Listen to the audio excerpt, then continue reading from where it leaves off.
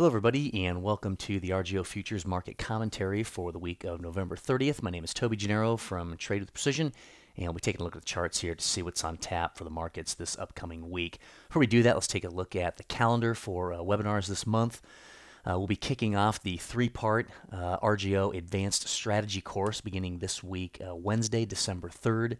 That will be at 4 p.m. Central Time, and that'll start off part 1, and the next one will continue on December 10th and then December 17th. All same time, same place, 3 parts. We'll teach you 2 trade strategies to have in your bag to trade your favorite markets with futures contracts on the RJO platform.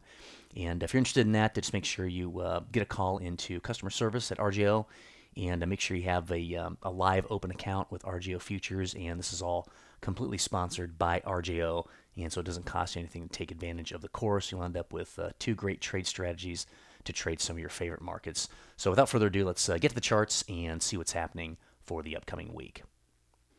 And getting to the charts here on the S&P 500, we're looking at the monthly. Hasn't changed much. We've got another day or so here to get the closeout.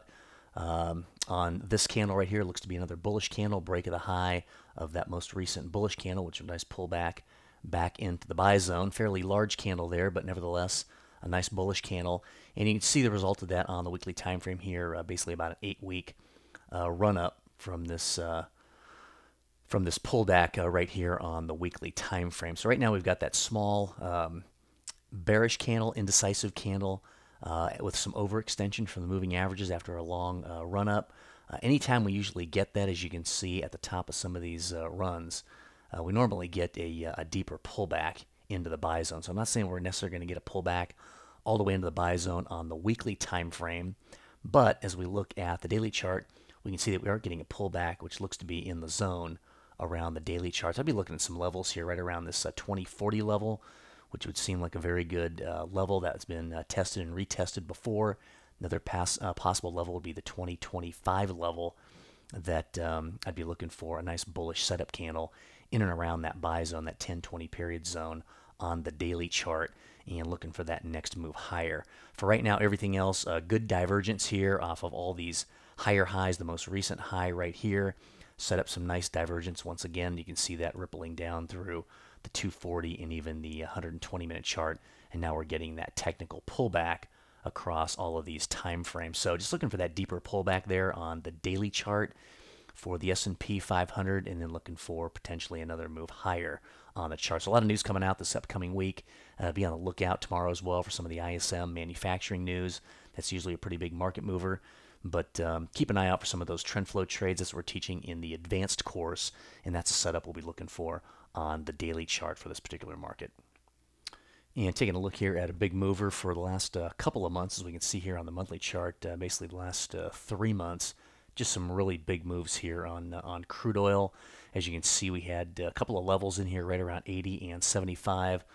Basically just blew through both of those, and then blew through the lowest level here right down around 65. We still get a little bit of a bounce off the 65 level. I'd be looking for trades back up in and around the 75 and 80 level, and looking for the next short coming down off of that level. You can see some of those levels around right there would put us right back in the sell zone on the weekly time frame.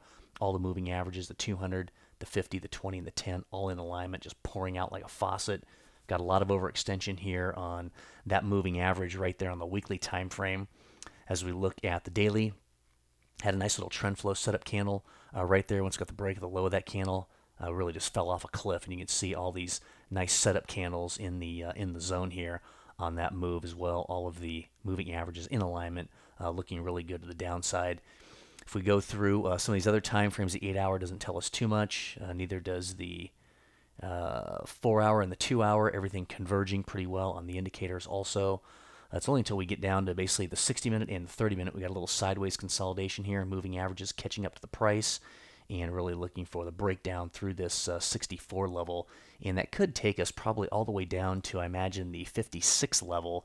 If we just look at the consolidation here between that 104 level and that 80 level, puts us at about a 24-point consolidation going all the way back to basically 2009. So once we break through that level, a lot of times the market will go straight down and make basically a lot of symmetry and basically that means a 24-point move from 80 lower, which puts us right down around 56 before we actually get the first bounce. And so we've already kind of broken through that level, but we're still kind of hanging around down there. So we still could get an intermediate bounce back up into this level before we roll over and move down to a new low. But overall, things looking still pretty good here for the to the short side. We're down through the lows of 2009, which is certainly significant, and we'll have to pay attention to that and keep in touch with some of those lower time frames to see where those trend flow setups are coming in at. If you want to learn some of the trend flow setups and the momentum breakout strategies that we're talking about here, make sure you take a look at the website and look for the advanced strategy course. That'll be a 3-week series that's running this month, and you can jump into that. We'll teach 2 trade strategies to have in your bag to trade some of these markets that we're talking about.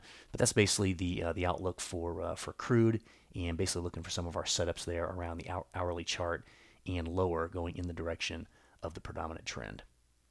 And the last market we'll take a look at here is corn. Look at one of the grains on the monthly chart. You can see the nice rollover here on the price action.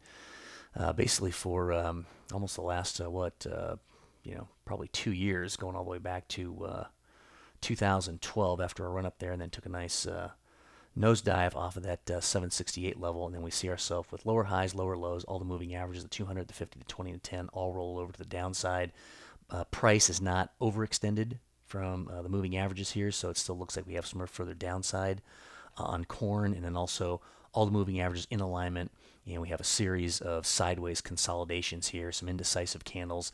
I'd be looking for the break of the low right around this level of say about 374, right around there. If we can get a break of that level, more than likely we'll come down, retest this level down at 331, potentially even put in a new lower low, but at that point more than likely put in some strong divergence there on the weekly chart, which might provide for a nice bounce at that level. Looking at some of the other time frames, they don't tell us a whole lot. The daily and the 8-hour still kind of uptrending with that most recent rise in price, a little bit of a rally there, but it looks like it's going to be sold off here on the weekly chart if we can get a breakdown potentially through that 374 level. So overall, corn looking fairly bearish at this point. Haven't had a rally back up into the sell zone here in quite some time, and that's probably ripe for a number of sell orders to start stacking up right there.